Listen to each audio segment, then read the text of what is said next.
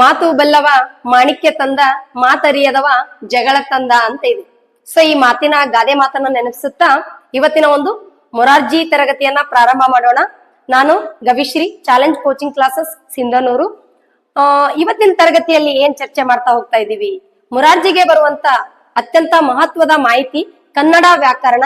ಅಂತ ವ್ಯಾಕರಣದಲ್ಲಿ ನಾವು ಪ್ರಪ್ರಥಮ ಬಾರಿಗೆ ಕನ್ನಡ ವರ್ಣಮಾಲೆಯಿಂದನೇ ಕನ್ನಡ ವ್ಯಾಕರಣವನ್ನ ಪ್ರಾರಂಭ ಮಾಡೋಣ. ಹಾಗಾದ್ರೆ ವರ್ಣಮಾಲೆ ಅಂದ್ರೆ ಏನು? ಓಕೆ, ನೋಡೋಣ. ಹಾಗಾದ್ರೆ ವರ್ಣಮಾಲೆ ಅಂದ್ರೆ ನೋಡ್ರಿ, ವರ್ಣ ಇಲ್ಲೇ ಇದೆ, ವರ್ಣಮಾಲೆ. ವರ್ಣ ಅಂದ್ರೆ ಏನ್ರಿ? ಅಕ್ಷರ.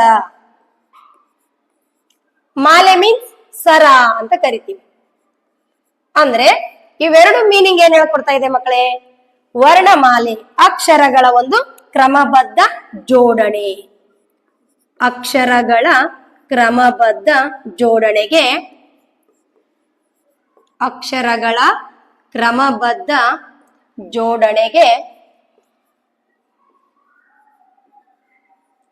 ಜೋಡಣೆಗೆ ವರ್ಣಮಾಲೆ ಅಥವಾ ಅಕ್ಷರಮಾಲೆ ಅಂತ ಕರಿತೀವಿ. ವರ್ಣಮಾಲೆ ಎಂದು ಕರೆಯುತ್ತೇವೆ. ನೋಡ್ರಿ, ಅಂದ್ರ ಒಂದು ಕ್ರಮಬದ್ಧ ಜೋಡಣೆ. ಈ ಒಂದು ವರ್ಣಮಾಲೆಯಲ್ಲಿ ನಾವು ಒಟ್ಟು 49 ವರ್ಣಮಾಲೆಗಳನ್ನ ಕಾಣ್ತೀವಿ. ಕನ್ನಡದಲ್ಲಿ ಒಟ್ಟು 49 ವರ್ಣಮಾಲೆಗಳಿದಾವೆ ಮಕ್ಕಳೇ. ನಿಮಗೆ ಕ್ವಶನ್ಸ್ ಬಂದ್ರು ಬರ್ಬೋದು, ಕನ್ನಡದ ಒಟ್ಟು ವರ್ಣಮಾಲೆಗಳ ಸಂಖ್ಯೆ ಎಷ್ಟು ಅಂತ ಕೇಳಿದಾಗ ನಾವು 49 ಅಂತ ಆನ್ಸರ್ ಮಾಡ್ಬೇಕು. ಈ ವರ್ಣಮಾಲೆಯನ್ನ ನಾವು ಮತ್ತೆ 3 ಭಾಗಗಳನ್ನಾಗಿ ವಿಂಗಡಣೆ ಮಾಡ್ತೀವಿ. ನಿಮ್ಗೆ ಗೊತ್ತಾಯ್ತಲ್ವಾ ವರ್ಣಮಾಲೆ ಅಂದ್ರೆ ಏನು ಅಂತ? ಅಕ್ಷರಗಳ ಒಂದು ಕ್ರಮಬದ್ಧ ಜೋಡಣೆಗೆ ನಾವು ವರ್ಣಮಾಲೆ ಅಂತ ಕರಿತೀವಿ. ಹಾಗಾದ್ರೆ ಆ ವರ್ಣಮಾಲೆಗಳಲ್ಲಿ ನಾವು ಈ 49 ಅಂದ್ರೆ ಅ ಟು ಳ ವರ್ಗಿನುವಂತ ಒಂದು ಅಕ್ಷರಗಳು, ಅ ಟು ಳ, ಇವುಗಳನ್ನ ನಾವು ಮತ್ತೆ ಏನ್ ಮಾಡ್ತೀವಿ? ವಿಭಾಗ ಮಾಡ್ತೀವಿ. 3 ಭಾಗಗಳನ್ನಾಗಿ ವಿಂಗಡಣೆ ಮಾಡಿ ನಾವು ಒಂದು ವರ್ಣಮಾಲೆಯನ್ನ ಕಲಿತಾ ಹೋಗ್ತೀವಿ. ಹಾಗಾದ್ರೆ ಆ 3 ಭಾಗಗಳ ಕುರಿತು ನಾವು ಇವತ್ತಿನ ತರಗತಿಯಲ್ಲಿ ಚರ್ಚೆ ಮಾಡ್ತಾ ಹೋಗೋಣ. ಮೊದಲನೇದಾಗಿ ವರ್ಣಮಾಲೆಯಲ್ಲಿ 3 ಭಾಗ ಅಂದೆ ನೋಡಿ.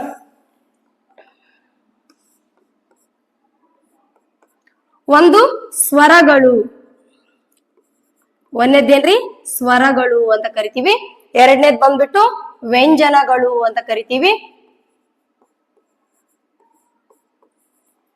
ಹಾಗೆ ಮೂರನೇದು ಯೋಗ ವಾಹಗಳು ಅಂತ ಕರಿತೀವಿ. ಯೋಗ ವಾಹಗಳು ನೋಡಿ. ಹಾಗಾದ್ರೆ ಇಲ್ಲಿ ವರ್ಣಮಾಲೆ 49 ಅದಾವ ಅಂತ ಹೇಳಿದ್ರೆ ಸ್ವರಗಳು ಮತ್ತು ವ್ಯಂಜನಗಳು, ಯೋಗವಾಹಗಳನ್ನ ಮತ್ತೆ ವಿಭಾಗವನ್ನಾಗಿ ಮಾಡ್ತೀವಿ.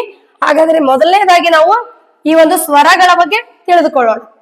ಕನ್ನಡ ವರ್ಣಮಾಲೆಯಲ್ಲಿ ಎಷ್ಟು ಸ್ವರಗಳಿದಾವೆ, ಯಾವ ರೀತಿ ಸ್ವರಗಳನ್ನ ಮತ್ತೆ ನಾವು ವಿಭಾಗ ಮಾಡ್ತೀವಿ, ವ್ಯಂಜನಗಳ್ಯಾವು, ಅವನ್ನ ಮತ್ತೆ ಎಷ್ಟು ಭಾಗ ಮಾಡ್ತೀವಿ, ಯೋಗವಾಹಗಳ್ಯಾವು, ಅವನ್ನ ಎಷ್ಟು ಭಾಗ ಮಾಡ್ತೀವಿ. ಸೊ ಇಷ್ಟೆಲ್ಲಾ ವರ್ಣಮಾಲೆಯನ್ನ ಇಲ್ಲಿ ಏನ್ ಕಾಣ್ತಾ ಇದೆ ಅಲ್ವಾ, ಇವೆಲ್ಲವನ್ನ ಓದಿದ್ರೆ ಸುಮಾರು 2 ರಿಂದ 3 ರಿಂದ 5 ಪ್ರಶ್ನೆಗಳು ಏನಾಗ್ತಾವಂದ್ರ ನಿಮಗೆಲ್ಲಾ ಪರೀಕ್ಷೆ ಬರ್ಲಿಕ್ಕೆ ಹೆಲ್ಪ್ ಆಗುವಂತ ಮಾಹಿತಿ ಇದೆ. ಸೊ ಹಾಗಾಗಿ ಎಲ್ರು ಕೂಡ ಈ ಒಂದು ತರಗತಿಯನ್ನ ಮಿಸ್ ಮಾಡದೆ ನೋಡ್ತಾ ಪಾಯಿಂಟ್ಸ್ ಮಾಡ್ತಾ ಹೋಗ್ಬಿಡ್ರಿ. ನೆಕ್ಸ್ಟ್ ಹಾಗಾದ್ರೆ ಸ್ವರಗಳು. ಸ್ವರಗಳು ಅಂದ್ರೆ ಏನು?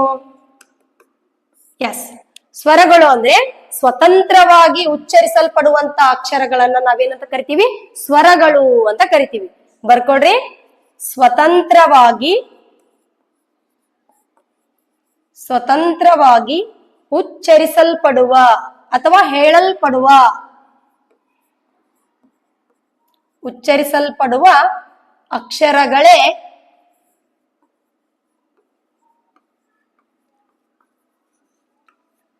ಅಕ್ಷರಗಳೇ ಸ್ವರಗಳು ಅಂತ ಕರಿತೀವಿ. ಸ್ವರಗಳು ಎನ್ನುವರು. ಹಾಗಾದ್ರೆ ಯಾವುವು? ಸ್ವತಂತ್ರವಾಗಿ ಏನೋ ಉಚ್ಚರಿಸಲ್ಪಡ್ತೀವಿ ಅಂತ ಹೇಳಿದ್ವಿ. ಹಾಗಾದ್ರ ಆ ಒಂದು ಅಕ್ಷರಗಳು ಯಾವ್ಯಾವ ಮಕ್ಕಳೇ? ನೋಡ್ರಿ, ಅ, ಆ, ಇ, ಈ, ಉ, ಊ, ರು, ಎ, ಐ, ಓ ಓ ಔ ನೋಡಿ. ಹಾಗಾದ್ರೆ ಇವೆಲ್ಲ ಏನಿದಾವಲ್ರಿ ಸ್ವತಂತ್ರವಾಗಿ ಉಚ್ಚರಿಸಲ್ಪಡುವಂತ ಒಂದು ಅಕ್ಷರಗಳು ಸ್ವರಗಳು ಅಂತ ಕರಿತೀವಿ. ಹಾಗಾದ್ರೆ ಈ ಅ ಮತ್ತು ಆ ಇವೆಲ್ಲವನ್ನ ಕೌಂಟ್ ಮಾಡ್ರಿ, ನಮಗ ಟೋಟಲ್ ಎಷ್ಟು ಸ್ವರಗಳು ಸಿಗ್ತಾವ್ರಿ? 13 ಸ್ವರಗಳು ಸಿಗ್ತಾವ ನೋಡ್ರಿ. 1 2 3 4 5 6 7 8 9 10 11 12 13. ಒಂದು ಪ್ರಶ್ನೆ ಬರುತ್ತೆ ಮಗು, ಏನ್ ಬರ್ತಾ ಇದೆ ಮಕ್ಕಳೇ? ಹಾಗಾದ್ರೆ ಕನ್ನಡದಲ್ಲಿರುವ ಒಟ್ಟು ಸ್ವರಗಳ ಸಂಖ್ಯೆ ಎಷ್ಟು ಅಂತ ಕೇಳ್ತಾರೆ. ಆಪ್ಷನ್ ಕೊಡ್ತಾರೆ 13, 12, 11, 9. ಹಾಗಾದ್ರೆ ಸರಿಯಾದ ಉತ್ತರ ಯಾವುದು? 13 ಅಂತ ನಾವು ಹಾಕ್ಬೇಕು. ಅರ್ಥ ಆಗ್ತಾ ಇದೆ ಅಲ್ವಾ? ಸೊ ಮತ್ತೆ ಇಲ್ಲಿ ನಾವು ಸ್ವರಗಳನ್ನ ಏನ್ ಮಾಡ್ತೀವಿ? 2 ಭಾಗಗಳನ್ನಾಗಿ ಮಾಡ್ತೀವಿ.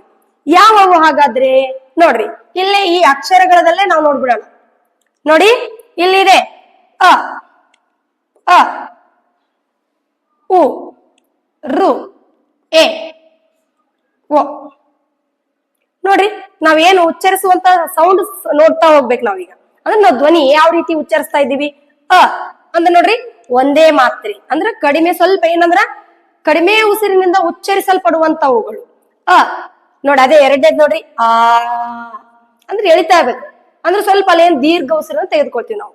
ಹಾಗಾಗಿ ಇಲ್ಲಿ ನಾವು ಏನ್ ಕಂಡು ಬರ್ತೀವಲ್ಲ, ಒಂದೇನ್ ಕೊಟ್ಟಿದ್ದೀನಲ್ಲ ನಂಬರ್ಸ್, ಇದು ಏನಿದೆ ನೋಡ್ರಿ, ಇದು ಮಾತ್ರ ಏನಂದ್ರ ಹ್ರಸ್ವ ಸ್ವರಗಳು ಅಂತ ಕರಿತೀವಿ.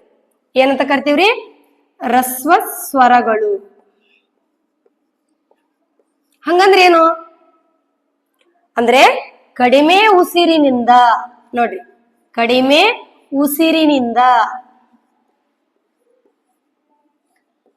ಉಸಿರಿನಿಂದ ಹೇಳಲ್ಪಡುವಂತ ಅಕ್ಷರಗಳನ್ನೇ ನಾವೇನಂತ ಕರಿತೀವಿ? ಹ್ರಸ್ವ ಸ್ವರಗಳು ಅಂತ ಕರಿತೀವಿ. ಹಾಗಾದ್ರೆ ಆ ಹ್ರಸ್ವ ಸ್ವರಗಳು ಯಾವ್ಯಾವ? ಹಾಗಾದ್ರೆ ಅ ಇ ಉ ರು ಎ ಓ. ನೋಡಿ ಎಷ್ಟಾದವು? 1 2 3 4 5 6. ಎಸ್. ಹಾಗಾದ್ರೆ ಕಡಿಮೆ ಉಸಿರಿನಿಂದ ಉಚ್ಚರಿಸಲ್ಪಡುವಂತಹ ಒಂದು ಅಕ್ಷರಗಳನ್ನ ನಾವೇನಂತ ಕರಿತೀವಿ? ಹ್ರಸ್ವ ಸ್ವರ ಅಂತ ಕರಿತೀವಿ. ಅವು ಅ ಇ ಉ ರು ಎ ಓ. ಅಂದ್ರೆ ಒಟ್ಟು 6 ಅಕ್ಷರಗಳನ್ನ ನಾವೇನಂತೀವಿ? ಹ್ರಸ್ವ ಸ್ವರ ಅಂತ ಕರಿತೀವಿ. ಹಾಗಾದ್ರೆ ಉಳಿದಿರುವಂತ ಅಕ್ಷರಗಳು ನೋಡ್ರಿ ಕಾಣ್ತಾ ಇದೆ, ಆ ಈ ಊ ಎ.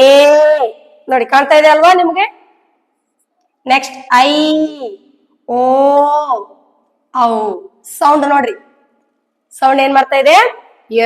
ಅಂದ್ರೆ ಇಲ್ಲಿ ಸ್ವಲ್ಪ ದೀರ್ಘ ಉಸಿರನ್ನ ತೆಗೆದುಕೊಳ್ತೀವಿ ನಾವು. ಅಂದ್ರೆ ದೀರ್ಘ ಉಸಿರನ್ನ ತೆಗೆದುಕೊಂಡು ಮಾಡುವಂತ ಉಚ್ಚರಿಸುವಂತ ಅಕ್ಷರಗಳಿಗೆ ಅಂತ ಕರಿತೀವಿ ನಾವು. ಹಾಗಾದ್ರೆ ದೀರ್ಘ ಸ್ವರ ಅಂದ್ರ ಹೆಚ್ಚು ಉಸಿರನ್ನ ತೆಗೆದುಕೊಂಡು ಹೇಳುವಂತವು, ಹೆಚ್ಚು ಉಸಿರಿನಿಂದ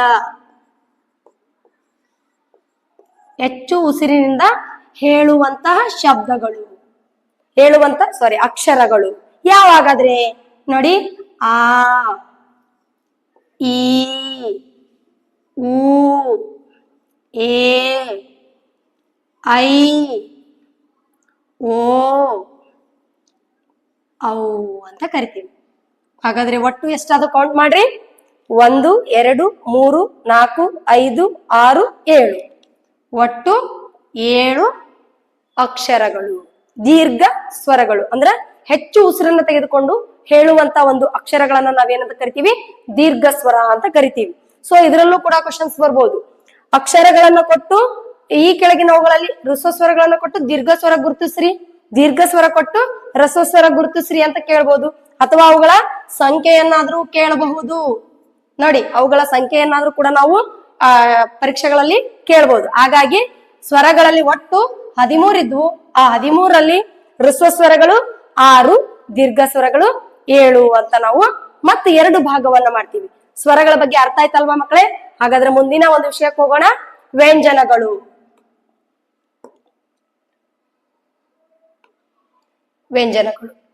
ಹಾಗಾದ್ರೆ ವರ್ಣಮಾಲೆಯಲ್ಲಿ ಎರಡನೇ ಟಾಪಿಕ್ ಯಾವ್ದ್ರಿ? ವ್ಯಂಜನಗಳು.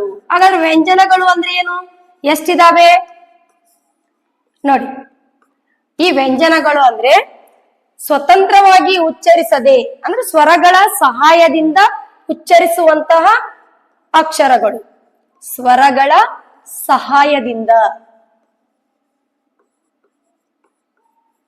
ಸ್ವರಗಳ ಒಂದು ಸಹಾಯದಿಂದ ಉಚ್ಚರಿಸುವ ಅಕ್ಷರಗಳು.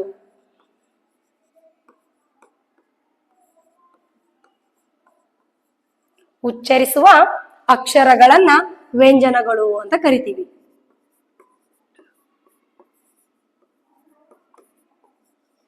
ಏನಂತೀರಿ? ವ್ಯಂಜನಗಳು ಅಂತ ಕರಿತೀವಿ. ಹಾಗಾದ್ರೆ ಅವು ಎಷ್ಟಿದಾವ್ರಿ? ವ್ಯಂಜನಗಳು ಎನ್ನುವರು. ಅವು ಎಷ್ಟಿದಾವ್ರಿ? ಅವು ಒಟ್ಟು ವ್ಯಂಜನಗಳು ಎಷ್ಟಿದಾವ್ರಿ? ಟೋಟಲ್ 34 ಇದಾವೆ ನೋಡಿ. ಒಟ್ಟು ವ್ಯಂಜನಗಳು 34 ಇದಾವೆ. ಅದರಲ್ಲಿ ಮತ್ತೆ ನಾವೇನ್ ಮಾಡ್ತೀವ್ರಿ? 3 ಭಾಗವನ್ನಾಗಿ ಮಾಡ್ತೀವಿ ವ್ಯಂಜನಗಳಲ್ಲಿ. ವ್ಯಂಜನ ಅಂದ್ರೆ ಏನು ಫಸ್ಟ್ ತಿಳ್ಕೊಂಡ್ಬಿಡ್ರಿ. ಸ್ವರಗಳ ಸಹಾಯದಿಂದ ಉಚ್ಚರಿಸುವ ಅಕ್ಷರಗಳನ್ನು ವ್ಯಂಜನಗಳು ಎನ್ನುವರು. ಒಟ್ಟು ವ್ಯಂಜನ ಅಕ್ಷರಗಳು 34 ಇದಾವ ಮಕ್ಕಳೇ. ಅವುಗಳನ್ನ ಮತ್ತೆ ನಾವು 3 ಭಾಗ ಮಾಡ್ತೀವಿ ವ್ಯಂಜನಗಳಲ್ಲಿ. ಮತ್ತೆ ನಾವು ಪ್ರಕಾರಗಳನ್ನು ನೋಡ್ತೀವಿ. ಹಾಗಾದ್ರೆ ಬರ್ಕೊಳ್ಳೋಣ. ವ್ಯಂಜನಗಳು ಅಂತೇಳಿ ಒಟ್ಟು ವ್ಯಂಜನಗಳು ಎಷ್ಟಿದಾವ ಅಂತ ಹೇಳಿದೆ ನಾನು? 34 ಇದಾವು ಅಂತ ಹೇಳಿದೆ. ಮತ್ತೆ ಅವುಗಳಲ್ಲಿ ನಾವು 2 ಭಾಗವನ್ನಾಗಿ ಮಾಡ್ತೀವಿ. ಎಸ್, ಮತ್ತೆ ನಾವೇನ್ ಮಾಡ್ತೀವಿ? 2 ಭಾಗಗಳನ್ನಾಗಿ ನಾವು ವ್ಯಂಜನಗಳನ್ನ ಮಾಡ್ತೀವಿ. ಮೊದಲನೆಯದು ವರ್ಗೀಯ ವ್ಯಂಜನ ಅಂತ ಮಾಡ್ತೀವಿ. ವರ್ಗೀಯ ವ್ಯಂಜನ. ಎರಡನೇದ್ದು ಅವರ್ಗೀಯ ವ್ಯಂಜನ ಅಂತ ಮಾಡ್ತೀವಿ. ಅವರ್ಗೀಯ ವ್ಯಂಜನ ಏನಾಗಾದ್ರೆ? ಈ ವರ್ಗೀಯ ವ್ಯಂಜನ ಅಂದ್ರೆ ಏನು ಹಾಗಾದ್ರೆ ನೋಡಿ. ಅಂದ್ರೆ ಇಲ್ಲಿ ವರ್ಗ ಅವರೇ ಕೊಟ್ಬಿಟ್ಟಿದ್ದಾರೆ. ವರ್ಗ ಮಾಡಲಿಕ್ಕೆ ಬರುವಂತ ಅಂದ್ರೆ ಉದಾಹರಣೆಗೆ ಉಚ್ಚರಿಸುವಂತ ಸಂದರ್ಭದಲ್ಲಿ ಈ ನಾವು ಧ್ವನಿ ನೋಡಿ, ಉದಾಹರಣೆಗೆ ತಗೊಳ್ಳೋಣ. ಯಾವ ವರ್ಗ? ಕ ವರ್ಗ ಅಂತ ಇದೆ.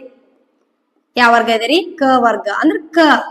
ನಾವು ಉಚ್ಚರಿಸುವಾಗ ನೋಡ್ರಿ, ಕ ಖ ಗ ಘ ङ. ನೆಕ್ಸ್ಟ್ ಚ ವರ್ಗ. ಯಾವ್ದ್ರಿ? ಚ ವರ್ಗ ಅಂತ ಹೇಳ್ತೀವಿ. ಇಲ್ಲಿ ನೋಡ್ರಿ, ಚ ಯಾವ ತರ ನಾವು ಸೌಂಡ್ ಮಾಡ್ತೀವಿ? ಚ ಛ ಜ ಝ ಞ. ನೆಕ್ಸ್ಟ್ ಟ ವರ್ಗ. ನೆಕ್ಸ್ಟ್ ಟ ವರ್ಗ. ಟ ವರ್ಗನು ಕೂಡ ಉಚ್ಚರಿಸುವಂತ ರೀತಿ ನೋಡ್ರಿ, ಟ ಠ ಡ ಢ ಣ.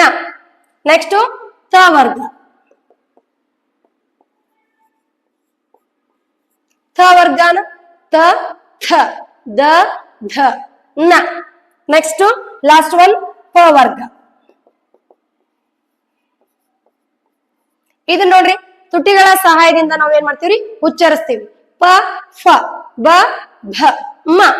ಅಂದ್ರ ಇವುಗಳನ್ನ ಹೇಳುವಂತ ರೀತಿ ಏನಿದೆ ಅಲ್ರಿ, ವರ್ಗ ಮಾಡಿನೇ ಹೇಳ್ತಾ ಹೋಗ್ತಾ ಇದೀವಿ. ಹಾಗಾಗಿ ಇವುಗಳನ್ನ ವರ್ಗೀಯ ವ್ಯಂಜನ ಅಂತ ಕರಿತೀವಿ. ಸೊ ಒಟ್ಟು ವರ್ಗೀಯ ವ್ಯಂಜನಗಳ ಸಂಖ್ಯೆ 25. ಹಾಗಾದ್ರೆ ಒಂದ್ಸರಿ ಬರ್ದ್ ಬಿಡೋಣ ಅಲ್ವಾ ಅವನ್ನ? ಕ ಖ ಗ ಘ ङ ಚ ಛ ಜ ಝ ಞ ಟ ಠ ಡ ಢ ಣ. ನೆಕ್ಸ್ಟ್ ತ ಥ ದ ಧ ನ. ನೆಕ್ಸ್ಟ್ ಪ ಫ ಬ ಭ ಮ. ಇವುಗಳನ್ನ ನಾವೇನಂತ ಕರಿತೀವ್ರಿ? ವರ್ಗೀಯ ವ್ಯಂಜನಗಳು ಅಂತ ಕರಿತೀವಿ. ಇವು ಎಷ್ಟಿದಾವೆ ಅಂದ್ರೆ 25 ಅಕ್ಷರಗಳು ಕಂಡು ಬರ್ತವೆ. ಸೊ ಇಲ್ಲಿ ಅವರ್ಗೀಯ ವ್ಯಂಜನ ಅಂದ್ರೆ ಏನು ಅಂದ್ರೆ ಯಾವುವು? ಅವರ್ಗೀಯ ವ್ಯಂಜನಗಳು ಅಂದ್ರೆ ಯಾವುವು? ಹಾಗಾದ್ರೆ ಅವರ್ಗೀಯ ವ್ಯಂಜನಗಳನ್ನ ನೋಡಿ, ಯ ರ ಲ ವ ಶ ಶ ಸ ಹ ಳ. ಹಾಗಾದ್ರೆ ಇಲ್ಲಿ ವರ್ಗ ನೋಡಿ, ಇಲ್ಲಿ ನೋಡಿ ವರ್ಗ ಮಾಡಿದ್ವಿ ಕ ಖ ಗ ಘ ङ ಅಂತ ಹೇಳಿದ್ವಿ. ಹಾಗಾದ್ರೆ ಇಲ್ಲಿ ಯ ನೋಡ್ರಿ ಇಲ್ಲಿ ಬಂತು, ಯ ಸೌಂಡ್ ಇಲ್ಲಿ ಬಂತು, ರ ರ ಸೌಂಡ್ ಇಲ್ಲಿ ಬಂತು, ಲ ನಾಲಿಗೆಯ ಮಧ್ಯಭಾಗದಲ್ಲಿ ಬರ್ತದ, ವ ತುಟಿಗಳ ಸಹಾಯದಿಂದ ಬರ್ತದ, ಶ ಎರಡು ನಾಲಿಗೆಯ ಮಧ್ಯದಲ್ಲಿ ಸೇರ್ತದ ಶ, ಮತ್ತ ಶ ಸ ಹ ಳ. ಅಂದ್ರ ಇಲ್ಲಿ ಅವರ್ಗೀಯ ವ್ಯಂಜನಗಳು ಅಂದ್ರ ಒಂದೇ ವರ್ಗದಲ್ಲಿ ಹೇಳಲಿಕ್ಕೆ ಅಸಾಧ್ಯವಾಗಿರ್ತವು. ಅವುಗಳನ್ನ ನಾವೇನಂತ ಕರಿತೀವ್ರಿ? ಅವರ್ಗೀಯ ವ್ಯಂಜನಗಳು ಅಂತ ಕರಿತೀವಿ. ಅವು ಎಷ್ಟಿದಾವೆ ಅಂದ್ರೆ 9 ಅಕ್ಷರಗಳನ್ನ ನಾವು ಅವರ್ಗೀಯ ವ್ಯಂಜನಗಳು ಅಂತ ಕರಿತೀವಿ. ನಾವು ನೆನಪಿಟ್ಕೊಳ್ಬೇಕು, ತುಂಬಾ ಇಂಪಾರ್ಟೆಂಟ್. ವ್ಯಂಜನಗಳನ್ನ 34 ವ್ಯಂಜನಗಳನ್ನ ನಾವೇನ್ ಮಾಡ್ತೀವಿ, ಮತ್ತೆ 2 ಭಾಗ ಮಾಡ್ತೀವಿ. ಅದರಲ್ಲಿ ವರ್ಗೀಯ ವ್ಯಂಜನ ಅಂತ ಮಾಡ್ತೀವಿ, ಅವರ್ಗೀಯ ವ್ಯಂಜನ ಅಂತ ಮಾಡ್ತೀವಿ. ಮತ್ತ ಅದೇ ರೀತಿ ಇಲ್ಲಿ ನೋಡಿ ವರ್ಗೀಯ ವ್ಯಂಜನದಲ್ಲಿ 25 ಏನಿದಾವಲ್ಲ, ಇವ್ನು ಮತ್ತೆ 3 ಭಾಗ ಮಾಡ್ತೀವಿ ನಾವು. ಅದನ್ನು ಸ್ವಲ್ಪ ನೋಡ್ಕೊಂಡು ಬರೋಣ. ನೋಡಿ ಏನು 25 ಅಕ್ಷರಗಳಿದಾವಲ್ರಿ, ಅವುಗಳನ್ನ ಮತ್ತೆ ನಾವೇನ್ ಮಾಡ್ತೀವಿ, 3 ಭಾಗ ಮಾಡ್ತಾ ಹೋಗ್ತೀವಿ. ಯಾವ ಹಾಗಾದ್ರೆ? ವರ್ಗೀಯ ವ್ಯಂಜನಗಳು. ಅರ್ಥ ಆಗ್ತಾ ಇದೆ ಅಲ್ವಾ? ವರ್ಗೀಯ ವ್ಯಂಜನಗಳು ಎಷ್ಟಿದಾವ ಅಂತ ಹೇಳಿದೆ ನಾನು? 25. ಇವುಗಳನ್ನ ಮತ್ತೆ ನಾವೇನ್ ಮಾಡ್ತೀವ್ರಿ, 3 ಭಾಗ ಮಾಡ್ತೀವಿ. ಯಾವ ರೀತಿ 3 ಭಾಗ ಮಾಡ್ತೀವಿ ಹಾಗಾದ್ರೆ? ನೋಡಿ, ಒಂದು ಅಲ್ಪ ಪ್ರಾಣ, ಏನಂತೀವ್ರಿ? ಅಲ್ಪ ಪ್ರಾಣ. ಇನ್ನೊಂದು ಮಹಾಪ್ರಾಣ, ಮಹಾಪ್ರಾಣ. ನೆಕ್ಸ್ಟ್ ಅನುನಾಸಿಕ ಅಂತ ಕರಿತೀವಿ, ಅನುನಾಸಿಕ. ಹಾಗಾದ್ರೆ ಇಲ್ಲಿ ಅಲ್ಪ ಪ್ರಾಣ ಅಂದ್ರೆ ಏನು, ಮಹಾಪ್ರಾಣ ಅಂದ್ರೆ ಏನು, ಅನುನಾಸಿಕ ಅಂದ್ರೆ ಏನು? ಫಸ್ಟ್ ನಾವು ಅದ್ರ ಮೀನಿಂಗ್ ತಿಳ್ಕೊಳ್ಳೋಣ. ಅಲ್ಪ ಅಂದ್ರೆ ಏನ್ರಿ? ಸ್ವಲ್ಪ. ಪ್ರಾಣ ಅಂದ್ರೆ ಏನ್ರಿ? ಉಸಿರು, ಹೇಳುವಂತದ್ದು. ಅಂದ್ರೆ ನಾವಿಲ್ಲಿ ಅಲ್ಪ ಪ್ರಾಣ, ಕಡಿಮೆ ಅಂದ್ರ ಕಡಿಮೆ ಉಸಿರಿನಿಂದ ಹೇಳುವಂತ ಒಂದು ಅಕ್ಷರಗಳನ್ನ ನಾವೇನಂತ ಕರಿತೀವ್ರಿ? ಅಲ್ಪ ಪ್ರಾಣಾಕ್ಷರಗಳು ಅಂತ ಕರಿತೀವಿ. ಹೆಚ್ಚು ಉಸಿರಿನಿಂದ ಹೇಳುವಂತದ್ದು ಮಹಾ ಅಂದ್ರೆ ದೊಡ್ಡ ಉಸಿರಿನಿಂದ. ಉದಾಹರಣೆಗೆ ನಾವು ಖ ನೋಡ್ರಿ, ಒಂದು ಉದಾಹರಣೆ ತಗೊಳಮಿಲ್ಲಿ. ಇದು ಕ ಇದೆ, ಇದು ಖ ಇದೆ. ಸೊ ಇದನ್ನ ಯಾವ ರೀತಿ ಓದ್ಬೇಕು ನಾವು? ಇದನ್ನ ಯಾವ ರೀತಿ ಓದ್ಬೇಕು? ಹಾಗಾದ್ರೆ ಇಲ್ಲಿ ಮಹಾಪ್ರಾಣ ಅಂದ್ರೆ ಹೆಚ್ಚು ಉಸಿರಿನಿಂದ ಹೇಳುವಂತ ಒಂದು ಅಕ್ಷರಗಳಿಗೆ ನಾವೇನಂತೀವ್ರಿ? ಮಹಾಪ್ರಾಣ ಅಂತೀವಿ. ಅನುನಾಸಿಕ, ಅನುನಾಸಿಕ ಅಂದ್ರ ನಾಸಿಕ ಅಂದ್ರ ಮೂಗು, ಅನು ಅಂದ್ರೆ ಅದ್ರ ಜೊತೆ, ಮೂಗಿನ ಜೊತೆ ಹೇಳುವಂತ ಅಕ್ಷರಗಳಿಗೆ ನಾವು ಅನುನಾಸಿಕಗಳು ಅಂತ ಕರಿತೀವಿ. ಹಾಗಾದ್ರೆ ಅಲ್ಪ ಪ್ರಾಣ ಅಕ್ಷರಗಳಲ್ಲಿ ಬರುವಂತ ವ್ಯಂಜನಗಳು ಯಾವ್ಯಾವು ಅಂದ್ರೆ ಕ ಗ ಚ ಜ ಟ ಡ ತ ದ ಪ ಬ. ನೋಡಿ, ಮಹಾಪ್ರಾಣಾಕ್ಷರದಲ್ಲಿ ಬರುವಂತವು ಖ ಘ ಛ ಝ. ನೆಕ್ಸ್ಟ್ ಠ ಢ ಥ ಧ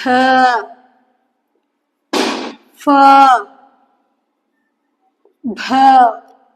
ಇವುಗಳಿಗೆ ನಾವೇನಂತ ಕರಿತೀವಿ? ಮಹಾಪ್ರಾಣಾಕ್ಷರಗಳು ಅಂತ ಕರಿತೀವಿ. ನೆಕ್ಸ್ಟ್ ಬಂದು ಅನುನಾಸಿಕ ಅಂದ್ರೆ ಮೂಗಿನ ಜೊತೆ ಯಾವ್ಯಾವ ಹೇಳ್ತೀವ್ರಿ? ङ ಞ ನ ನ ಮ. ನೋಡ್ರಿ, ಅರ್ಥ ಆಗ್ತಾ ಇದೆ ಅಲ್ವಾ? ಅಲ್ಪ ಪ್ರಾಣಾಕ್ಷರಗಳು 10, ಮಹಾಪ್ರಾಣಾಕ್ಷರಗಳು 10, ಅನುನಾಸಿಕಗಳು 5. ಕೌಂಟ್ ಮಾಡ್ರಿ ಒಂದ್ಸಲಿ. ನೋಡ್ರಿ, 1 2 3 4 5 6 7 8 9 10. ಅದೇ ರೀತಿ ಮಹಾಪ್ರಾಣಾಕ್ಷರಗಳು 1 2 3 4 5 6 7 8 9 10. ನೆಕ್ಸ್ಟ್ ಅನುನಾಸಿಕಗಳು 5, 1 2 3 4 5. ಅಂದ್ರೆ ಇಲ್ಲಿ ವರ್ಗೀಯ ವ್ಯಂಜನಗಳು ಅಂತ ಏನ್ ಕರಿತೀವಲ್ಲ, ಆ ವರ್ಗೀಯ ವ್ಯಂಜನಗಳಲ್ಲಿ ಆರಂಭದ ಮೊದಲನೇ ಸಾಲು ಮತ್ತು 3ನೇ ಸಾಲು ಏನಾಗಿರ್ತಾವ್ರಿ ಅಂದ್ರೆ ಅಲ್ಪ ಪ್ರಾಣಾಕ್ಷರಗಳಾಗಿರ್ತವೆ. ಅದೇ ವರ್ಗೀಯ ವ್ಯಂಜನದ 2ನೇ ಸಾಲು ಮತ್ತು 4ನೇ ಸಾಲು ಏನಾಗಿರ್ತಾವ್ರಿ? ಮಹಾಪ್ರಾಣಾಕ್ಷರಗಳಾಗಿರ್ತವೆ. ವರ್ಗೀಯ ವ್ಯಂಜನದ 5ನೇ ಸಾಲು ಏನಿರ್ತದಲ್ರಿ ಅದು ಅನುನಾಸಿಕಗಳಾಗಿರ್ತವೆ. ತುಂಬಾ ಇಂಪಾರ್ಟೆಂಟ್, ನಿಮ್ಗೆ ಅನುನಾಸಿಕ ಕೊಡ್ತಾನ, 4 ಅಕ್ಷರ ಕೊಟ್ಬಿಡ್ತಾನ್ರಿ, ಂಗ ಞ ಣ ಮತ್ತ ಘ ಕೊಟ್ಬಿಡ್ತಾನ. ಇದರಲ್ಲಿ ಅನುನಾಸಿಕವಲ್ಲದ ಪದ ಯಾವುದು ಅಂತ ಕೊಟ್ಟಾಗ ನಾವೇನ್ ಮಾಡ್ಬೇಕು, ಈ ಗ ಅನ್ನ ಮೆನ್ಷನ್ ಮಾಡ್ಬೇಕು ನಾವು, ಹೌದಾ ಅಲ್ಲ? ಅದ್ರದ್ದು ನಮಗ್ ಅನುನಾಸಿಕ ಅಂದ್ರೆ ಏನು, ಅವು ಅನುನಾಸಿಕ ಅಕ್ಷರಗಳ ಯಾವು ಅನ್ನುವಂತ ಮಾಹಿತಿ ನಮಗ್ ಗೊತ್ತಿತ್ತು ಅಂದ್ರ ನಾವೇನ್ ಮಾಡ್ತೀವ್ರಿ, ಈಸಿಯಾಗಿ ಟಿಕ್ ಹಾಕ್ ಬಂದ್ಬಿಡ್ತೀವಿ. ಇಲ್ಲಂದ್ರ ಗೊಂದಲ ಆಗುತ್ತಾ. ಸೊ ಹಾಗಾದ್ರೆ ವರ್ಗೀಯ ವ್ಯಂಜನಗಳನ್ನ ನಾವೇನ್ ಮಾಡಿದ್ವಿ, ಮತ್ 3 ಭಾಗ ಮಾಡಿದ್ವಿ. ಅದರಲ್ಲಿ ಅಲ್ಪ ಪ್ರಾಣ, ಮಹಾಪ್ರಾಣ, ಅನುನಾಸಿಕ ಅಂತ ನೋಡಿದ್ವಿ. ಹಾಗಾದ್ರ ವ್ಯಂಜನಗಳು ಒಟ್ಟು ಎಷ್ಟಾದ್ರಿ ಹಂಗಂದ್ರ 25 ವರ್ಗೀಯ ವ್ಯಂಜನಗಳು, 9 ಅವರ್ಗೀಯ ವ್ಯಂಜನಗಳು, ಒಟ್ಟು 34 ವ್ಯಂಜನಗಳಾದವು. ಅರ್ಥ ಆಯ್ತಲ್ವಾ ಮಕ್ಕಳೇ? ಹಾಗಾದ್ರ ಮತ್ತ ವರ್ಣಮಾಲೆಯಲ್ಲಿ ಇನ್ನೊಂದು ವಿಧ ಉಳಿದದ ಅಥವಾ ಇನ್ನೊಂದು ಪ್ರಕಾರ ಉಳಿದೈತ್ರಿ. ಯಾವ್ದು ಹಾಗಾದ್ರೆ ಯೋಗ ವಾಹಗಳು. ಯೋಗ ವಾಹಗಳು ಅಂತ ಕರಿತೀವಿ. ಹಾಗಾದ್ರ ಯೋಗ ವಾಹಗಳು ಎಷ್ಟಿದಾವ್ರಿ? 2 ಇದಾವ್ರಿ. ಹಂಗಂದ್ರ ಯೋಗ ವಾಹಗಳು ಅಂದ್ರೆ ಏನ್ರಿ ಅಂದ್ರ ಇನ್ನೊಂದು ಅಕ್ಷರದ ಜೊತೆಯಾಗಿ ಹೋಗುವಂತವುಗಳಿಗೆ ನಾವೇನಂತ ಕರಿತೀವಿ, ಯೋಗ ವಾಹಗಳು ಅಂತ ಕರಿತೀವಿ. ಇವಕ್ಕ ಕ್ಲೀಬ ವರ್ಣಗಳು ಅಂತ ಕೂಡ ಕರಿತೀವಿ. ಏನಂತ ಕರಿತೀವ್ರಿ? ಕ್ಲೀಬ ವರ್ಣಗಳು ಅಂದ್ರ ಇನ್ನೊಂದು ಅಕ್ಷರದ ಸಹಾಯದಿಂದ ಹೋಗುವಂತದ್ದು. ಹಾಗಾದ್ರೆ ಅವು ಯಾವ್ಯಾವ್ರಿ? ಅವನ್ನ 2 ಭಾಗ ಮಾಡ್ತೀವಿ. ಅದರಲ್ಲಿ ಒಂದು ಅನುಸ್ವಾರ, ಇನ್ನೊಂದು ವಿಸರ್ಗ ಅಂತ ಕರಿತೀವಿ. ಇನ್ನೊಂದೇನ್ರಿ? ವಿಸರ್ಗ. ಅಂದ್ರ ಜೊತೆಯಾಗಿ ಹೋಗುವಂತವುಗಳಿಗೆ ನಾವು ಅನುಸ್ವಾರ ಮತ್ತು ವಿಸರ್ಗ ಅಂತ ಕರಿತೀವಿ. ಅವು ಅಕ್ಷರಗಳ ಸಹಾಯ ತಗೊಂಡು ಅಂತ ಹೇಳಿದೆ ನಾನು. ಎಸ್, ಅ ತಗೊಂಡೆ ಅಂ, ಅ ತಗೊಂಡೆ ಅಹ. ಅಂ ಮತ್ತು ಅಹ ಏನಿದಾವಲ್ರಿ ಇವು ವಿಸರ್ಗಗಳು ಆಗ್ತವೆ. ಹಾಗಾದ್ರೆ ನೋಡ್ರಿ, ನಾನು ಹೇಳಿದೆ ಯೋಗವಾಹಗಳು ಅಂದ್ರೆ 2 ಬರ್ತಾವೆ. ಅದರಲ್ಲಿ ಒಂದು ಅನುಸ್ವಾರ, ಇನ್ನೊಂದು ವಿಸರ್ಗ ಅಂತೇಳಿ. ಒಂದ್ ಎಕ್ಸಾಂಪಲ್ ತಗೋಣ. ಈಗ ಉದಾಹರಣೆಗೆ ಮಂಗಳ ಅನ್ನೋ ಒಂದು ಶಬ್ದ ತಗೊಂಡೆ. ಇದರಲ್ಲಿ ಯಾವ್ದನ್ನ ಕಾಣ್ತೀವಿ ನಾವು? ಈ ಮಂಗಳ ಅನ್ನೋದ್ರಲ್ಲಿ ನಾವು ಅನುಸ್ವಾರವನ್ನ ಕಾಣ್ತೀವಿ. ಉದಾಹರಣೆಗೆ ದುಃಖ ಅಂತ ಪದ ತಗೋತೀವಿ ನಾವು. ಸೊ ಇಲ್ಲಿ ನಾವೇನ್ ತಗೋತೀವ್ರಿ? ದುಃಖ ಅಂದ್ರೆ ಇಲ್ಲಿ ವಿಸರ್ಗ ಪದಗಳನ್ನ ಬಳಕೆ ಮಾಡಿದ್ವಿ. ಜೊತೆಯಾಗಿ ಹೋಗುವಂತ ಒಂದು ಅಮ್ಮ ಮತ್ತು ಅಹ ಅನ್ನ ಏನ್ ಪದ ಇದಾವ್ರಿ, ಅಕ್ಷರಗಳಿದಾವ್ರಿ, ಅವುಗಳಿಗೆ ನಾವೇನಂತ ಕರಿತೀವಿ? ಯೋಗವಾಹಗಳು ಅಂತ ಕರಿತೀವಿ. ಇವುಗಳನ್ನ ನಾವು ಕ್ಲೀಬ ವರ್ಣಗಳು ಕೂಡ ಅಂತ ಹೇಳಿ ಕರಿತೀವಿ. ಹಾಗಾದ್ರೆ ನಾವಿಲ್ಲಿ ಇನ್ನೊಂದಿಷ್ಟು ಮಾಹಿತಿಯನ್ನು ನೋಡೋಣ. ಈಗ ನಾವೇನೇನ್ ಮಾಡಿದ್ವಿ ಅಂತ ಹೇಳಿ ವರ್ಡ್ ರೀಕಾಲ್ ಮಾಡ್ಕೊಂಡ್ ಬಂದ್ಬಿಡೋಣ. ಇಲ್ಲಿ ಹೇಳಿದೆ ನಾನು ವರ್ಣಮಾಲೆಯಲ್ಲಿ ಎಷ್ಟಿದಾವ್ರಿ ಅಂತ ಹೇಳಿದೆ ನಾನು. ವರ್ಣಮಾಲೆಯಲ್ಲಿ ಒಟ್ಟು 34 ಅಕ್ಷರಗಳಿದಾವಂದೆ. ಇನ್ನೊಂದ್ಸರಿ ಯಾರೆಲ್ಲ ಕ್ಲಾಸ್ ನೋಡ್ತಾ ಇದ್ರಲ್ಲ, ಇನ್ನೊಂದ್ಸರಿ ಕೇಳಿಸ್ಕೊಡ್ರಿ. ವರ್ಣಮಾಲೆಯಲ್ಲಿ ಸ್ವರಗಳು ಅಂತ ಹೇಳಿದೆ. ಸ್ವರಗಳು ಎಷ್ಟಿದಾವ್ರಿ? ಸ್ವರಗಳು 13. ಅದರಲ್ಲಿ ಮತ್ತೆ ನಾನು 2 ಭಾಗ ಮಾಡಿದೆ. 2 ಭಾಗ ಯಾವ್ಯಾವ್ರಿ? ಒಂದು ರಸ್ವಸ್ವರ, ಇನ್ನೊಂದು ದೀರ್ಘ ಸ್ವರ, ಇನ್ನೊಂದು ಕೂಡ ಬರ್ತದ್ರಿ ಪ್ಲುತ ಸ್ವರ ಅಂತೇಳಿ. ಬಟ್ ನಾವು ಅವುಗಳನ್ನ ಅಕ್ಷರಗಳ ರೂಪದಲ್ಲಿ ಕಾಣ್ಲಿಕ್ಕೆ ಆಗಲ್ಲ. ಪ್ಲುತ ಸ್ವರ, ಉದಾಹರಣೆಗೆ ಪ್ಲುತ ಸ್ವರ ಅಂದ್ರೆ ಹೆಂಗಂದ್ರ, ಉದಾಹರಣೆಗೆ ನಾನು ನೆಲದ ಮೇಲೆ ಬೀಳ್ತಾ ಇದೀನಿ, ಏನೋ ಪೆಟ್ಟಾಗಿದೆ ನನಗ, ಆಗ ನಾನು ಜೋರಾಗಿ ಅರಸ್ತಾ ಇದ್ದೀನಿ. ಅವಾಗ ನಾನು ಏನ್ ಮಾಡ್ತಾ ಇದ್ದೀನ್ರಿ? ಅಮ್ಮ ಅಂತಂದು ಸೌಂಡ್ ಮಾಡ್ತಾ ಇದ್ದೀನಿ, ಅಮ್ಮ ಅಂತ ಸೌಂಡ್ ಮಾಡ್ತಾ ಇದ್ದೀನಿ. ಅಲ್ಲಿ ಪ್ಲುತ ಸ್ವರ ಬಳಕೆ ಆಗ್ತದೆ. ನಮಗ ಬಳಕೆಯಲ್ಲಿ ಬಂದಿರುವಂತವು ರಸ್ವಸ್ವರ ಮತ್ತು ದೀರ್ಘ ಸ್ವರ ಅಂತೇಳಿ ಹೇಳ್ತೀವಿ. ನೆಕ್ಸ್ಟ್ ವ್ಯಂಜನಗಳು ಹೇಳಿದೆ ನಾನು. ವ್ಯಂಜನಗಳು ಎಷ್ಟಿದಾವ ಅಂತ ಹೇಳಿದೆ ನಾನು. ವ್ಯಂಜನಗಳು ಎಷ್ಟಿದಾವು ಮತ್ತ ಅವು ಯಾವ ಅಂತ ಕೂಡ ಹೇಳಿದೆ ನಿಮಗ. ವ್ಯಂಜನಗಳು ಎಷ್ಟಿದಾವ್ರಿ? ಮತ್ತ 34 ಇದಾವು. ಅವುಗಳನ್ನು ಕೂಡ ಮತ್ತೆ 2 ಭಾಗ ಮಾಡ್ತೀವಿ. ಅದರಲ್ಲಿ ವರ್ಗೀಯ ವ್ಯಂಜನ ಅಂತ ಮಾಡ್ತೀವಿ, ಅವರ್ಗೀಯ ವ್ಯಂಜನ ಅಂತ ಕೂಡ ಮಾಡ್ತೀವಿ. ನಾವು ಮತ್ತೆ ವರ್ಗೀಯ ವ್ಯಂಜನದಲ್ಲಿ ಮತ್ತೆ ಏನ್ ಮಾಡ್ತೀವಿ ನಾವು? 3 ಪ್ರಕಾರ ಮಾಡ್ತೀವಿ. ಒಂದು ಅಲ್ಪ ಪ್ರಾಣ, ಇನ್ನೊಂದು ಮಹಾಪ್ರಾಣ, ಇನ್ನೊಂದು ಅನುನಾಸಿಕ ಅಂತೇಳಿ ಒಟ್ಟು 34 ಅಕ್ಷರಗಳಿರ್ತಾವೆ. ನೆಕ್ಸ್ಟ್ ಯೋಗವಾಹಗಳು ಅಂತ ಹೇಳಿದ್ವಿ. ಅವು ಕೂಡ ಯೋಗವಾಹಗಳು ಎಷ್ಟಿದಾವ್ರಿ? 2 ಇದಾವೆ. ಯೋಗವಾಹಗಳನ್ನ ಎಷ್ಟು ಪ್ರಕಾರ ಮಾಡಿರ್ತೀವ್ರಿ? 2 ಮಾಡ್ತೀವಿ. ಒಂದು ಅನುಸ್ವಾರ, ಇನ್ನೊಂದು ವಿಸರ್ಗ ಅಂತೇಳಿ ಅಮ್ಮ ಮತ್ತು ಅಹ. ಒಟ್ಟು 49 ಅಕ್ಷರಗಳು. ಸಾರಿ, ವರ್ಣಮಾಲೆಯಲ್ಲಿ 34 ಮಾಡಿದೆ. ಒಟ್ಟು 49 ಅಕ್ಷರಗಳು. 49 ಅಕ್ಷರಗಳು ನಮಗೆ ಏನ್ ಸಿಗ್ತಾವ್ರಿ? ಅ ಟು ಳ ವರ್ಗು ನಾವು ಇಲ್ಲಿವರೆಗೂ ತಿಳ್ಕೊಂಡಿವಿ ಅಲ್ವಾ? ಹಾಗಾದ್ರೆ ಅದಕ್ಕೆ ಸಂಬಂಧಪಟ್ಟಂಗ ಸ್ವಲ್ಪ ಮುಂದಿನ ಒಂದು ವಿಷಯಕ್ಕೆ ಹೋಗೋಣ. ಏನೆಲ್ಲ ಓದಿವಿ ಅನ್ನೋದನ್ನ ಸ್ವಲ್ಪ ಮನನ ಮಾಡ್ಕೊಳ್ಳೋಣ. ನೋಡೋಣ ಹಾಗಾದ್ರೆ. ನೋಡಿ, ಕನ್ನಡ ವರ್ಣಮಾಲೆಯಲ್ಲಿ ಪ್ರಕಾರಗಳು. ಹಾಗಾದ್ರೆ ಪ್ರಕಾರ ಮಾಡಿದ್ವಿ ಅಲ್ವಾ? ಏನೇನ್ ಮಾಡಿದ್ವಿ? ಸ್ವರಾಕ್ಷರಗಳ ಸಂಖ್ಯೆ ಮಾಡಿದ್ವಿ, ವ್ಯಂಜನಗಳು ನೋಡಿದ್ವಿ, ವ್ಯಂಜನಗಳ ಸಂಖ್ಯೆ ಹೇಳಿದ್ವಿ, ಯೋಗವಾಗಳನ್ನು ನೋಡಿದ್ವಿ, ಯೋಗವಾಗಳ ಸಂಖ್ಯೆಗಳನ್ನ ನೋಡಿದ್ವಿ. ಹಾಗಾದ್ರೆ ನೀವ್ ಹೇಳ್ರಿ, ಹಾಗಾದ್ರೆ ಇಲ್ಲಿ ಸ್ವರಾಕ್ಷರಗಳ ಸಂಖ್ಯೆ ಎಷ್ಟಿದ್ವು ಅಂತ ಹೇಳಿದೆ ನಾನು? ಎಸ್. ಹಾಗಾದ್ರೆ ಸ್ವರಾಕ್ಷರಗಳ ಸಂಖ್ಯೆ 13, ವ್ಯಂಜನಗಳ ಸಂಖ್ಯೆ 34, ಮತ್ತೆ ಯೋಗವಾಗಳ ಸಂಖ್ಯೆ 2. ಇವೆಲ್ಲವನ್ನ ಕೂಡಿಸ್ಕೊಂತ ಬರ್ರಿ, ಒಟ್ಟು ಕನ್ನಡ ವರ್ಣಮಾಲೆಗಳು 49 ಸಿಗ್ತವೆ. ಹಾಗಾದ್ರೆ ನಾವ್ ಇಲ್ಲಿವರೆಗೂ ಏನ್ ಮಾಡಿದ್ವಿ? ವರ್ಣಮಾಲೆ ಅಂದ್ರೆ ಏನು, ಸ್ವರಗಳು ಅಂದ್ರೆ ಏನು, ವ್ಯಂಜನಗಳು ಅಂದ್ರೆ ಏನು, ಯೋಗವಾಹಗಳು ಅಂದ್ರೆ ಏನು, ಮತ್ತೆ ಅದರಲ್ಲಿ ಪ್ರಕಾರಗಳನ್ನು ನೋಡಿದ್ವಿ. ಹಾಗಾದ್ರೆ ಅದು ಎಷ್ಟರ ಮಟ್ಟಿಗೆ ನಿಮಗ್ ಅರ್ಥ ಆಗಿದೆ ಅನ್ನೋದನ್ನ ಒಂದಿಷ್ಟು ಕ್ವಶನ್ಗಳ ಮೂಲಕ ಏನ್ ಮಾಡಮ್ರಿ, ಚರ್ಚೆ ಮಾಡ್ತಾ ಹೋಗೋಣ. ನೋಡ್ರಿ, ಮೊದಲನೇ ಕ್ವಶನ್ ಬಂತು. ಮೊದಲನೇ ಕ್ವಶನ್ ಏನಿದೆ ಓದಿ. ಅ ಇ ಉ ರು ಎ ಒ ಇವು ಏನಂತ ಕರಿತೀವಿ? ಆಪ್ಷನ್ ಅಲ್ಲಿ ಇದೆ ದೀರ್ಘ ಸ್ವರ, ಅನುನಾಸಿಕಗಳು, ರಸ್ವಸ್ವರಗಳು, ವ್ಯಂಜನಗಳು. ಇಲ್ಲಿವರೆಗೂ ತರಗತಿ ನೋಡಿದೀವಲ್ವಾ? ಈಗ ನೀವ್ ಹೇಳ್ರಿ ಆನ್ಸರ್ ಯಾವ್ದು ಬರ್ತಾ? ಎಸ್. ಹಾಗಾದ್ರೆ ಇವುಗಳಿಗೆ ನಾವೇನಂತ ಕರಿತೀವ್ರಿ? ಸರಿಯಾದ ಉತ್ತರ ರಸ್ವಸ್ವರಗಳು ಅಂತ ಕರಿತೀವಿ. ಯಾಕಂದ್ರ ನೋಡ್ರಿ, ಒಂದೇ ಮಾತ್ರೆ ಇದೆ ಇಲ್ಲಿ. ಏನಿದೆ ರೀ? ಒಂದೇ ಮಾತ್ರೆ ಇದೆ ಇಲ್ಲಿ. ಉಚ್ಚರಿಸುವಂತ ಸಂದರ್ಭದಲ್ಲಿ ನೋಡ್ರಿ, ಅ ಅಲ್ಲಿ ಏನ್ ಮಾಡ್ತಾ ಇದೀವಿ ನಾವು? ಸೌಂಡ್ ಅ. ಅದಕ್ಕ ನಾವೇನಂತೀವಿ? ರಸ್ವ ಸ್ವರಗಳು ಅಂತ ಕರಿತೀವಿ. ಹಾಗಾದ್ರ ಇಲ್ಲಿ ದೀರ್ಘ ಸ್ವರ ಅಂದ್ರೆ ಏನ್ ಇರ್ಬೇಕಿತ್ರಿ? 2 ಮಾತ್ರೆ ಇರ್ಬೇಕಿತ್ತು. ಅನುನಾಸಿಕ ಅಂದ್ರೆ ಏನು? ಮೂಗಿನ ಸಹಾಯದಿಂದ ಉಚ್ಚರಿಸುವಂತವು. ವ್ಯಂಜನಗಳು ಅಂದ್ರ ಸ್ವರಗಳ ಸಹಾಯದಿಂದ ಉಚ್ಚರಿಸಲ್ಪಡುವಂತ ಅಕ್ಷರಗಳಿಗೆ ನಾವು ವ್ಯಂಜನಗಳು ಅಂತ ಕರಿತೀವಿ.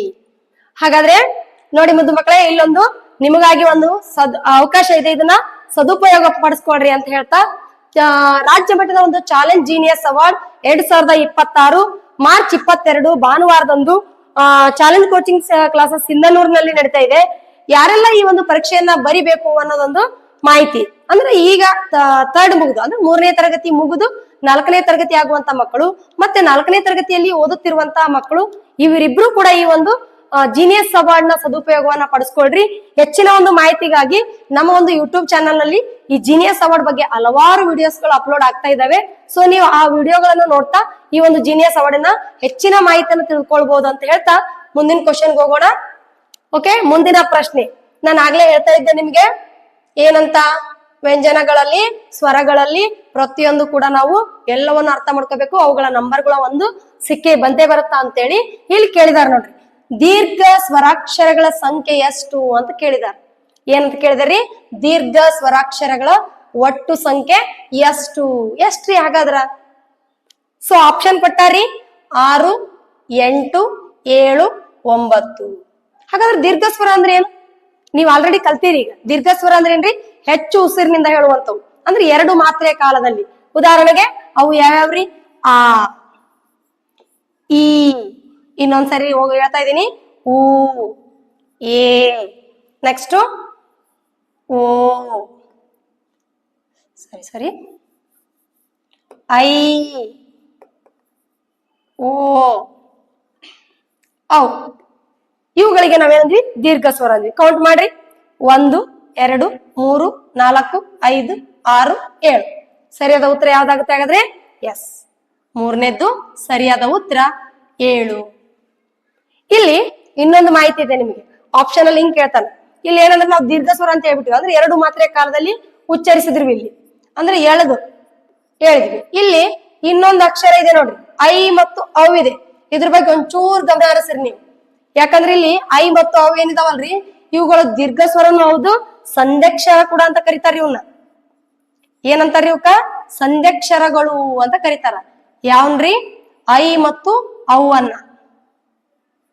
ಐ ಮತ್ತು ಔವನ್ನ ಸ್ವಲ್ಪ ಇದೊಂದ್ ಸ್ವಲ್ಪ ನೆನಪಿನಾಗಿರ್ಲಿ. ದೀರ್ಘ ಸ್ವರಗಳಲ್ಲಿಯೂ ಕೂಡ ಬರುತ್ತಾ, ಮತ್ತೆ ಇವುಗಳನ್ನ ನಾವು ಸಂಧ್ಯಕ್ಷರಗಳು ಕೂಡ ಅಂತ ಕನ್ಸಿಡರ್ ಮಾಡ್ತೀವಿ. ಹಂಗಾಗಿ ಪ್ರಶ್ನೆಗಳಲ್ಲಿ ಏನಾದ್ರೂ ನಿಮಗ ಆಪ್ಷನ್ ಅಲ್ಲಿ ಸಂಧ್ಯಕ್ಷರಗಳು ಯಾವುವು ಅಂತ ಕೊಟ್ಟು ಇವೆರಡನ್ನ ಕೊಟ್ಟಿದ್ರ ಸಂಧ್ಯಕ್ಷರಗಳು ಅಂತ ಹಾಕ್ರಿ. ಅರ್ಥ ಆಗ್ತದೆ ಅಲ್ವಾ? ಓಕೆ, ಮುಂದಿನ ಕ್ವಶನ್ಗೆ ಹೋಗೋಣ. ಮುಂದಿನ ಪ್ರಶ್ನೆ ಏನಿದೆ? ಕನ್ನಡ ವರ್ಣಮಾಲೆಯಲ್ಲಿರುವ ವ್ಯಂಜನಗಳ ಸಂಖ್ಯೆ ಎಷ್ಟು? ಎಷ್ಟಾಗಾದ್ರೆ ಕನ್ನಡ ವರ್ಣಮಾಲೆಯಲ್ಲಿರುವ ವ್ಯಂಜನಗಳ ಸಂಖ್ಯೆ? ಆಪ್ಷನ್ ಎ 9 ಇದೆ, ಆಪ್ಷನ್ ಬಿ 25 ಇದೆ, ಆಪ್ಷನ್ ಸಿ 34 ಇದೆ, ಆಪ್ಷನ್ ಡಿ 35 ಇದೆ. ಹಾಗಾದ್ರೆ ಎಷ್ಟು ಕನ್ನಡ ವರ್ಣಮಾಲೆಯಲ್ಲಿರುವ ವ್ಯಂಜನಗಳು ಅಂತ ಹೇಳಿದ್ವಿ? ವ್ಯಂಜನಗಳು ಯಾವ್ಯಾವ? ವರ್ಗೀಯ ವ್ಯಂಜನಗಳು ಬರ್ತಾವು, ಅವರ್ಗೀಯ ವ್ಯಂಜನಗಳು ಬರ್ತಾವೆ. ಹಾಗಾದ್ರೆ ಅವ್ರು ಕೇಳಿರೋ ಕ್ವಶನ್ ಏನ್ರಿ? ವ್ಯಂಜನಗಳ ಸಂಖ್ಯೆ ಎಷ್ಟು ಅಂದಾಗ 9 ಏನಾಗ್ತದ್ರಿ? ಅವರ್ಗೀಯ ವ್ಯಂಜನ ಆಗ್ತದ, 25 ವರ್ಗೀಯ ವ್ಯಂಜನ ಆಗ್ತದ. ಸೊ ಹಂಗಾದ್ರ ಇವೆರಡು ಸೇರಿಸಿದಾಗ ನಮ್ಗೆ ಏನಾಗ್ತದ್ರಿ? 34 ಒಟ್ಟು ವ್ಯಂಜನಗಳ ಸಂಖ್ಯೆ.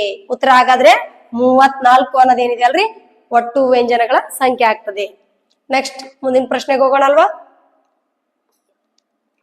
ಓಕೆ, ನೋಡ್ರಿ ಮುಂದಿನ ಪ್ರಶ್ನೆ ಏನಿದೆ?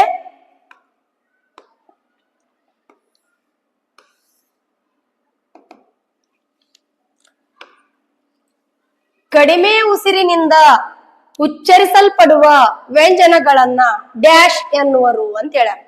ಕಡಿಮೆ ಉಸಿರಿನಿಂದ ಉಚ್ಚರಿಸಲ್ಪಡುವ ವ್ಯಂಜನಗಳನ್ನ ಡ್ಯಾಶ್ ಎನ್ನುವರು ಅಂತ ಹೇಳ್ಯಾರ.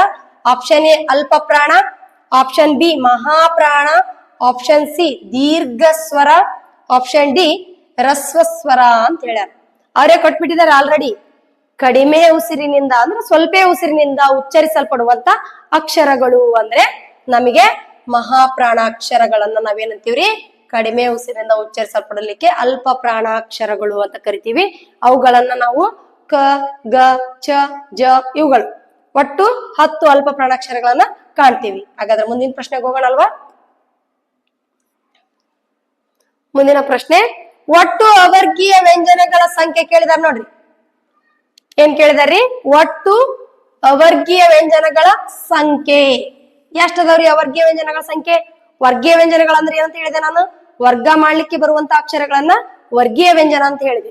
ಅಂದ್ರೆ ಅವರ್ಗೀಯ ಅಂದ್ರೆ ಏನ್ರಿ? ವರ್ಗ ಮಾಡ್ಲಿಕ್ಕೆ ಬರಲಾರ್ದಂತ ಅಕ್ಷರಗಳು ಯಾವ್ಯಾವ್ರಿ? ಹಾಗಾದ್ರ ಯ, ರ, ಲ, ವ, ಶ, ಶ, ಸ, ಹ, ಳ.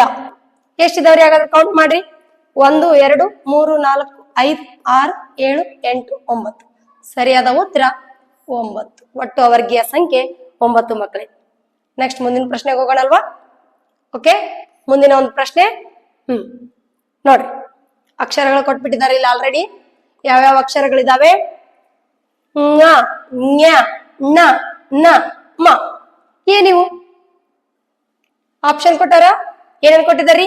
ಅಲ್ಪ ಪ್ರಾಣಾಕ್ಷರಗಳು, ನೆಕ್ಸ್ಟ್ ಅನುನಾಸಿಕಾಕ್ಷರಗಳು, ನೆಕ್ಸ್ಟ್ ಮಹಾಪ್ರಾಣಾಕ್ಷರಗಳು, ನೆಕ್ಸ್ಟ್ ರಸ್ವ ಸ್ವರಗಳು. ಈಗ ಆಲ್ರೆಡಿ ನೀವು ತರಗತಿ ಅಂತ ಈಗ ಹೇಳಿರೋದ್ರಿಂದ ನಿಮಗಲ್ಲಿ ಮಾಹಿತಿ ಗೊತ್ತೈತಿ. ಈಸಿಯಾಗಿ ಹೇಳ್ಬೋದು. ಯಾವ್ದ್ರ ಸಹಾಯದೊಂದಿಗೆ ಉಚ್ಚರಿಸ್ತೀವಿ? ಮೂಗಿನ ಜೊತೆಯಾಗಿ ಹೇಳುವಂತವು ಅನುನಾಸಿಕ ಅಕ್ಷರಗಳು. ಎಸ್, ಸರಿಯಾದ ಉತ್ತರ ಅನುನಾಸಿಕಾಕ್ಷರಗಳು ಅಂತ. ಓಕೆನಾ? ಮುಂದಿನ ಪ್ರಶ್ನೆಗೆ ಹೋಗೋಣಲ್ವಾ? ಓಕೆ, ಮುಂದಿನ ಒಂದು ಪ್ರಶ್ನೆ ನೋಡ್ರಿ ಏನಿದೆ? ಅಲ್ಪ ಪ್ರಾಣಾಕ್ಷರಗಳು ಡ್ಯಾಶ್ ಅಂತ ಕೊಟ್ಟಿದ್ದಾರೆ. ಹಾಗಾದ್ರೆ ನಾವು ಕಲ್ತಿದೀವಿ ಆಲ್ರೆಡಿ ಅಲ್ಪ ಪ್ರಾಣಾಕ್ಷರಗಳು ಅಂದ್ರೆ ಯಾವುವು, ಮಹಾಪ್ರಾಣಾಕ್ಷರಗಳು ಯಾವುವು, ಅನುನಾಸಿಕಗಳು ಯಾವುವು. ಹಾಗಾದ್ರೆ ನೋಡೋಣ ಬರ್ರಿ. ಏನಿದೆ? ಕ, ಚ, ಟ, ತ, ಪ. ಹೌದಾ? ಅಲ್ಪ ಪ್ರಾಣಾಕ್ಷರಗಳು ಆಗ್ತಾವ? ಎಸ್, ಆಗ್ತವೆ. ಮುಂದಿನ ಒಂದ್ಸರಿ ನೋಡೋಣ. ಖ, ಛ, ಠ, ಥ, ಫ.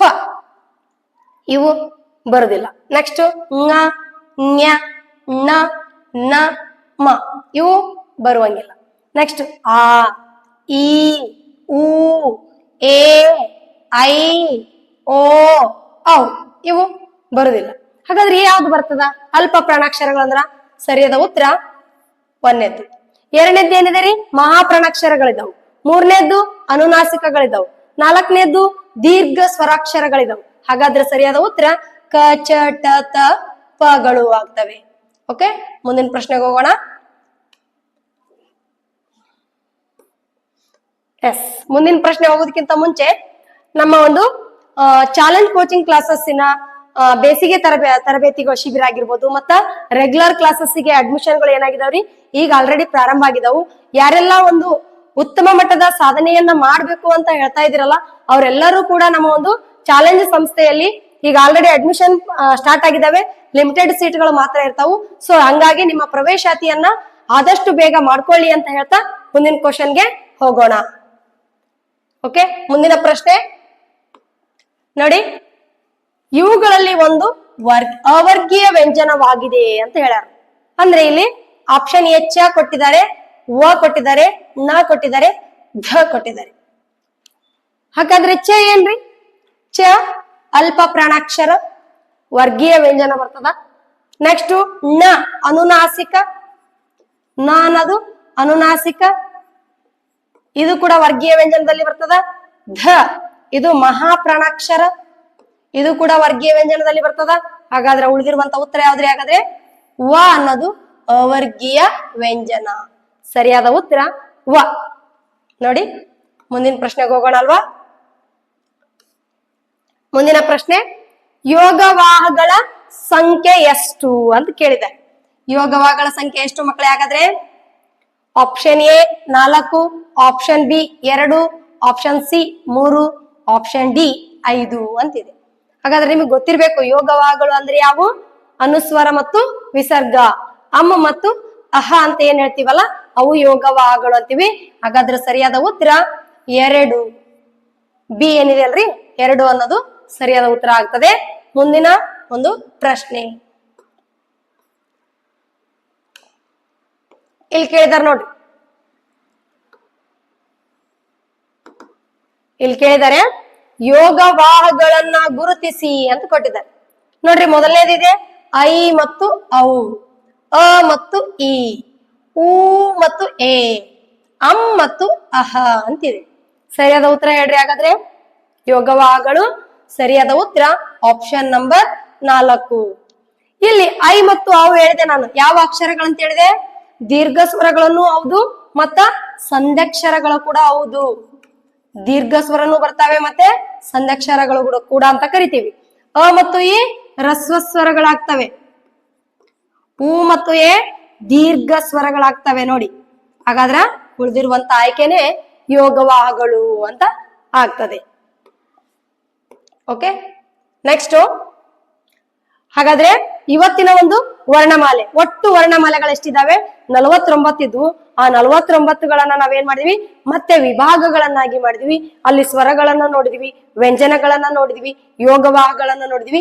ಜೊತೆಗೆ ಅವುಗಳ ಒಂದು ಯಾವ ರೀತಿ ನಾವು ಅವುಗಳನ್ನು ಉಚ್ಚರಿಸ್ತೀವಿ ಅನ್ನೋದನ್ನು ಕೂಡ ನಾವೇನ್ ಮಾಡಿದ್ವಿ ಇವತ್ತಿನ ತರಗತಿಯಲ್ಲಿ ಚರ್ಚೆ ಮಾಡ್ತಾ ಹೋದ್ವಿ.